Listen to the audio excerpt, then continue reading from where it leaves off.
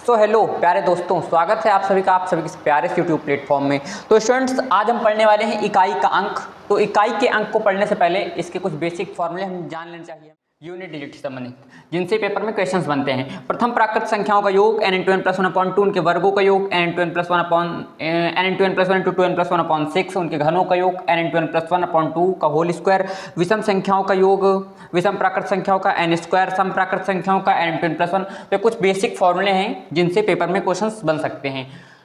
अब हम बात करते हैं 365 into 659 into 771।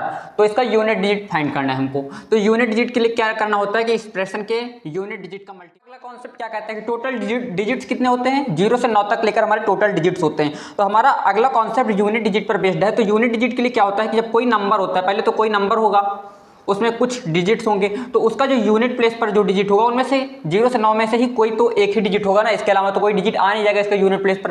तो यूनिट प्लेस पर जो डिजिट्स होते हैं उनकी पावर जो होती है, अगर उस पावर बेस्ड क्वेश्चंस आते हैं तो पावर के बेसिस पर जो हमारा यूनिट डिजिट होता है, इसके बेसिस पर हमारा साइकिलिंग होती है। उस साइकिलिंग को हम समझने का प्रयास करेंगे। तो अगर यूनिट डिजिट के प्लेस पर हमारा 0 है या 1 है या 5 है या 6 है, सॉरी 0 है 1 है एंड 5 है, अगर इनमें से भी कोई सा भी डिजिट यूनिट प्लेस पर है और इसकी कोई सी भी पावर हो, तो जो वैल्यू आती है पावर को कैलकुलेट करने के बाद, तो उसकी जो भी एक नंबर आता है वैल्यू कैलकुलेट करने के बाद, उस वैल्यू की जो यूनिट प्लेस पर वैल्यू होगी वो 0 की 0 ही होगी। अगर यहाँ पर 0 होगी तो यहाँ पर भी 0 होगी, यहाँ पर 1 होगी तो यहाँ पर भी 1 होगी, यहाँ पर 5 होगी तो यहाँ पर भी 5 होगी। तो हमारा पहला कॉन्सेप्ट क्या कहता है कि अगर 0 हो या 1 हो या फिर हमारा 5 हो, इनकी कोई सी भी पावर हो, इनके यूनिट प्लेस पर हम सदैव वही वैल्यू होती है, वही यूनिट प्लेस पर वही डिजिट होता है। तो हमारा पहला कॉन्सेप्ट कंप्लीट होता है। यहाँ पे दूसरा कॉन्सेप्ट क्या कहता है, तो भाई दूसरे कॉन्सेप्ट को समझने के लिए हम देखते हैं इधर। दूसरा कॉन्सेप्ट ये कहता है अगर 2 हो या 3 हो यूनिट प्लेस पर, अगर 2 हो या 3 हो या फिर 7 हो या फिर 8 हो, अगर इनकी वैल्यू है ये है हमारे यूनिट प्लेस पर 2 3 7 8, तो ये सदैव अपनी 4 पावर पर साइकिलिंग करते हैं। यानी कि 2 की पावर 1 की वैल्यू जो भी होगी 2 होगी, 2 की पावर 2 की वैल्यू जो भी होगी वो होगी, 2 की पावर 3 की वैल्यू है भाई, 2 की पावर 3 की वैल्यू, 2 की पावर 4 की वैल्यू। उसके बाद जो 2 की पावर 5 की वैल्यू होगी ना, वो होती है हमारी 32। और अगर आप देखें तो इसके यूनिट प्लेस पर वही वैल्यू आ जाएगी जो कि हमारे पहले पे थी। यानी कि हर 4 के बाद ये साइकिलिंग करते हैं, हर 5वें में पहला आ जाता है। इसी प्रकार 2 में होता है, 3 में होता है, 7 में होता है, 8 में होता है।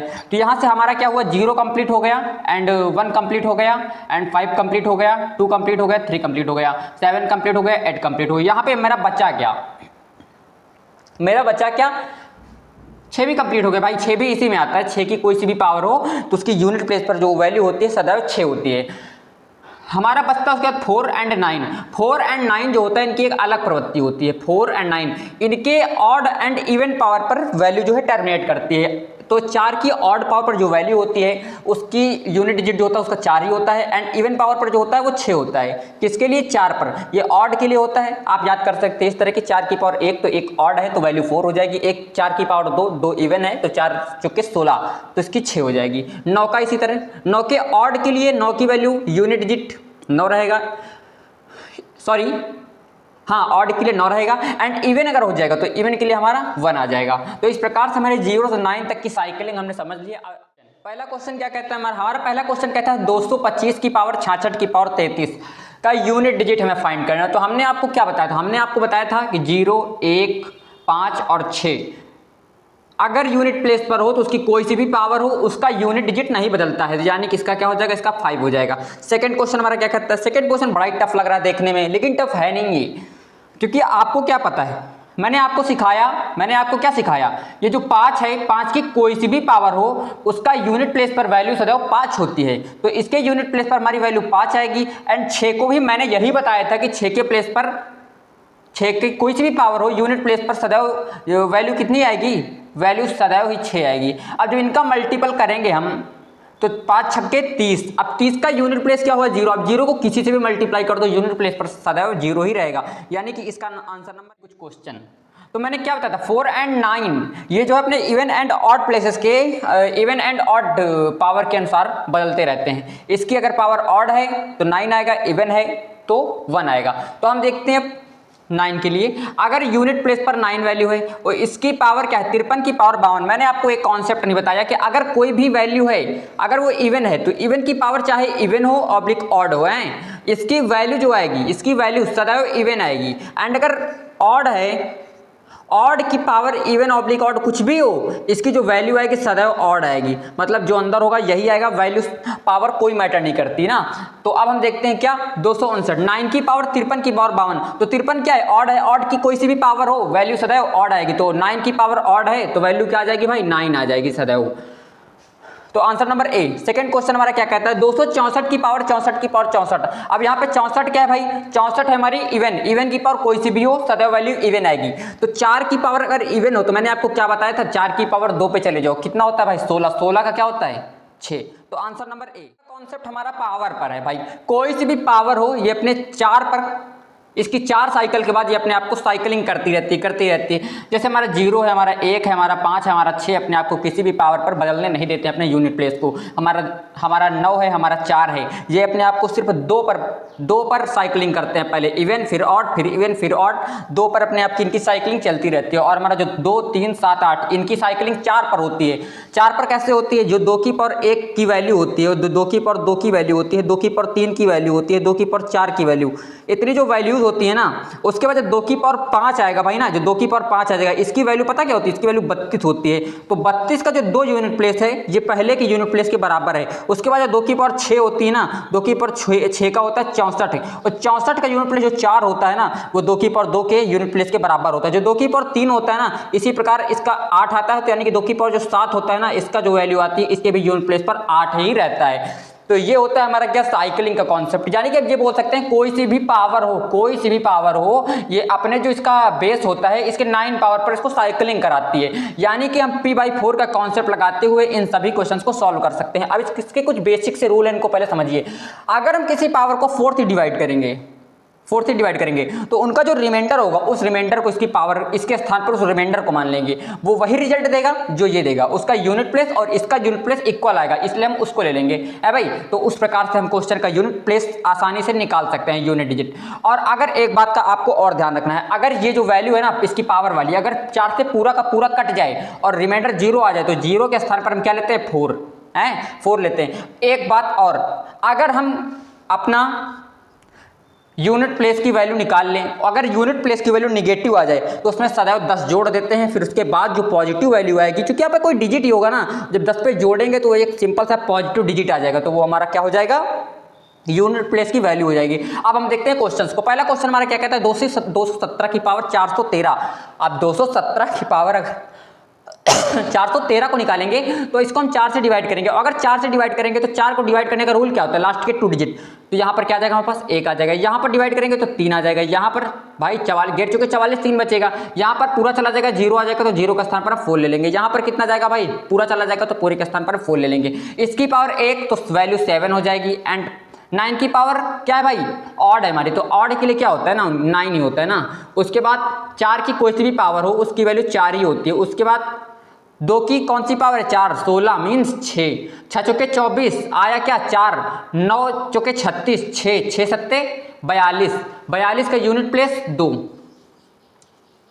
तो ये रहा हमारा फाइनल आंसर। सेकंड क्वेश्चन हमारा क्या कहता है 633 की पावर 24 माइनस 277 की पावर 38 और प्लस 266 की पावर 54। तो इसको हम 4 से डिवाइड करें पूरा चला जाएगा, तो यहाँ पर हम क्या लेंगे भाई, यहाँ पे हम लेंगे पूरा का पूरा 4, क्योंकि रिमाइंडर हमारा 0 आता है। यहाँ पर 36, यहाँ मीन्स 2 रिमाइंडर, यहाँ पर कितना आया भाई, कितना आएगा 4 से डिवाइड करेंगे तो आएगा हमारे पास 48 52 2 आएगा भाई यूनिट प्ले, इसकी पावर जो रिमाइंडर आएगा वो 2 आएगा। अब इसको सॉल्व करके देखते हैं। अब 3 की पावर 4 मीन्स 81, 81 का मतलब 1, उसके बाद माइनस 7 की पावर 2 7 की पावर 2 यानी कि 49 मीन्स 9 और प्लस का 6 है भाई ना, तो 6 की पावर क्या है भाई 2, कुछ भी हो 6 की तो वो तो 6 ही होता है भाई। अब 1 और 9 को जब देखेंगे तो हमारा आएगा कितना माइनस का 8 और माइनस के 8 जब प्लस का 6 जोड़ेंगे तो हमारे पास आएगा -2। मैंने बोलता जब माइनस आ जाए तो उसमें प्लस का 10 जोड़ देते हैं। अगर 10 जोड़ेंगे तो इसमें हमारे यूनिट प्लेस की वैल्यू। कॉन्सेप्ट क्या कहता है कि अगर कोई सी भी वैल्यू है इसके आगे फैक्टोरियल लगा दिया जाए। फैक्टोरियल के दो साइन होते हैं, पहला साइन ये होता है, दूसरा साइन ये होता है। इसके अंदर कोई वैल्यू लिख दी जाए तो बोल दिया जाए तो ना फैक्टोरियल। एन फैक्टोरियल ऐसे लिखा जाएगा, ऑब्लिक ऐसे लिखा जाएगा, एन फैक्टोरियल है। तो इसको हम क्या कहते हैं, इसको हम कहते हैं भाई कि 1 से लेकर गुणा करते चले जाओ n तक, 1 into 2 into 3 dot dot dot गुणा करते चले जाओ। जब n आ जाए तुम्हारी तो इसका मतलब होता है इस टोटल का n फैक्टोरियल। एक चीज जान लीजिए आप लोग, अगर कोई सी भी वैल्यू है, कोई सी भी वैल्यू मान लिया 15 फैक्टोरियल की वैल्यू है, 15 फैक्टोरियल, इसमें ये जो वैल्यू आएगी ये पूरे 1 से 15 तक के जितनी भी वैल्यूज है सबसे डिवाइड हो जाएगी, क्योंकि वो उन्हीं की प्रोडक्ट से मिलकर बनी है, यानी कि 1 से 15 तक पूरे से कंप्लीटली डिवाइड हो जाएगी। अगर अब हम पहला क्वेश्चन देखिए अपना, तो 334 की पावर 334 फैक्टोरियल है, इसकी पावर 973 की। अगर हमने आपको कॉन्सेप्ट में p/4 का बताया था कि पावर को 4 से डिवाइड करते हैं, तो ऑब्वियसली 334 के पीछे जितनी भी संख्या होंगी सबसे डिवाइड, मीन्स 4 से भी डिवाइड। और अगर 4 से डिवाइड तो हमने क्या बताया, रिमाइंडर 0 तो रिमाइंडर 4 ले लेते हैं। इसके बाद यहाँ पर भी रिमाइंडर 0 तो रिमाइंडर 4 ले लेते हैं। अब भाई 4 की पावर 6 मीन्स 16, सॉरी 4 की पावर 4, 4 की पावर 4 का मतलब क्या होता है भाई, 4 की पावर 4 की वैल्यू क्या होती है, तो 4 इंटू 4 इंटू 4 है, 4 इंटू 4 इंटू 4 इंटू 4। अगर नहीं आता आपको तो ऐसा निकाल सकते हैं, तो 4 चुके 16 और 16 का यूनिट प्लेस पर 6, इसका भी 16 तो यूनिट प्लेस पर 6। लेकिन मैंने आपको तो बताया था ना कि 4 की कोई सी भी पावर हो उसका वैल्यू सदैव 4 होती है, तो आपको ये भी करने की कोई जरूरत नहीं है, कोई कैलकुलेशन नहीं। तो भाई इसमें 4 इंटू में ये क्या है 3 है। अब 3 की पावर 4 मीन्स 81, 81 का मतलब 1, 1 इंटू 4 यानी कि इसका आंसर जो फाइनल वाला होगा वो 4 होगा। उसके बाद अपना दूसरा क्वेश्चन देखते हैं, 353 की पावर 454 फैक्टोरियल प्लस 351 की पावर 10,000 फैक्टोरियल। तो मैं सबका काट दो भाई, सबके स्थान पर 4 लिख दो, क्योंकि 4 से तो वैसे भी डिविजिबल हैं ये सब। 3 की पावर 4 मीन्स 81, 81 का 1, 1 की पावर कोई सी भी, सॉरी ये क्या, हाँ 351, 1 की तो पावर कोई सी भी उसकी वैल्यू 1 ही होती, यानी यूनिट प्लेस पर जो होगा ना उसका वैल्यू। पहला क्या है, यदि x की पावर 19 माइनस x की पावर 7 इज इक्वल टू तो 17,625, तो x के कितने मान संभव है भाई, x की पावर 19 माइनस x की पावर 7। अब मैंने आपको बताया था कि कोई सी भी अगर डिवाइड मतलब आपस में सब्ट्रैक्ट हो रहे हैं तो इनका जो यूनिट प्लेस आएगा उसके यूनिट प्लेस पर वही वैल्यू होनी चाहिए। अब इसका देखते हैं, x की पावर 19 है भाई, x की पावर 19 यानी कि इसमें अगर 4 से डिवाइड करेंगे तो रिमाइंडर क्या आएगा 3 आएगा, इसमें रिमाइंडर क्या आएगा, इसमें भी 4 चौके 16 रिमाइंडर 3, 4 के 4 रिमाइंडर, इसमें कितना आएगा, इसमें भी 3 आएगा। यानी कि x की कोई सी भी वैल्यू होगी, x की पावर माइनस x की पावर 3 है, इनके दोनों के यूनिट प्लेस पर जो वैल्यू होगी वो इक्वल होगी। और अगर यूनिट प्लेस पर वैल्यू इक्वल होगी तो इसका जो फाइनल आंसर होगा इसके भी यूनिट प्लेस पर वैल्यू 0 हो जाएगी भाई। इसका जब सब्ट्रैक्ट करेंगे तो यूनिट प्लेस पर वैल्यू 0, यहाँ पर यूनिट प्लेस की वैल्यू कितनी दिखा रहा है 5, यानी कि यहाँ पर x के कोई सा भी मान संभव नहीं होगा, x का मान 0 हो सकता है, और मतलब 0 मान होंगे x के, कोई से भी मान नहीं होंगे। अगला क्वेश्चन देखते हैं, अगर इस तरह का क्वेश्चन आपको कभी भी देखने को मिल जाए तो x के स्थान पर हम यहाँ पर 0 मान लेते हैं, 0 मान लेते हैं, यानी कि 4 से इधर वाला पार्ट कंप्लीटली डिविजिबल है भाई। अगर 4 से कंप्लीटली डिविजिबल तो ये तो पूरा डिविजिबल हो जाएगा हैं, तो यहाँ पर क्या बचेगा 1 बच जाएगा, यहाँ पर 13 और 4 से फिर इसको डिवाइड करेंगे तो यहाँ पर भी 1 बच जाएगा, 4 नहीं 12, यहाँ पर 2 बच जाएगा, यहाँ पर क्या बच जाएगा भाई 4 पूरा चला जाएगा तो इसकी वैल्यू 1 हो जाएगी हैं। अगर इसकी वैल्यू 1 तो इसकी वैल्यू हम कैलकुलेट कर लेते हैं। अब यहाँ पे हमारे 24 है और 24 का मीन्स 4 यानी कि 4 पावर 1 है, कोई दिक्कत की बात नहीं है। 33 यानी पावर क्या है 1 यानी कि 3 ले लेंगे, इंटू में 17 7 की पावर 2। क्वेश्चन क्या कहता है, 1 से 9,999 तक की सभी अभाज्य संख्याओं के गुणनफल का इकाई अंक क्या होगा भाई। 1 से 999 तक में जितनी भी अभाज्य संख्याएं हैं, अभाज्य संख्याएं मतलब अभाज्य संख्याएं 2 से शुरू होती हैं, सबसे छोटी अभाज्य संख्या 2 जो कि पहली सम अभाज्य संख्या होती है, उसके बाद 3 होती है, उसके बाद 5 होती है, इस तरह से हम चले जाएंगे 999 तक में। लेकिन हमें जाने की कोई जरूरत नहीं, हमें तो सबसे पहले पता होना चाहिए, यानी कि एक जो आता है टोटल ओनली जो 2 होती है ये एक सम अभाज्य संख्या होती है, इसके अलावा कोई सी भी सम अभाज्य संख्या नहीं होंगी, और जिसका 2 से प्रोडक्ट कराएंगे तो वैल्यू हमारी यूनिट प्लेस पर 0 आ जाएगी। अब 0 को किसी से भी मल्टीप्लाई कराइए उसके यूनिट प्लेस पर। क्वेश्चन क्या कहता है, गुणनफल में जो इसका गुणनफल की जो वैल्यू आएगी, जो प्रोडक्ट आएगा उसमें हमको 1000वां नंबर का अंक बताना है, यानी कि शुरुआत से 3 डिजिट छोड़ देने हैं, उसके बाद जो होगा वो हमें बताना है, कोई सा भी जो डिजिट होगा उसकी वैल्यू हमको बताना है।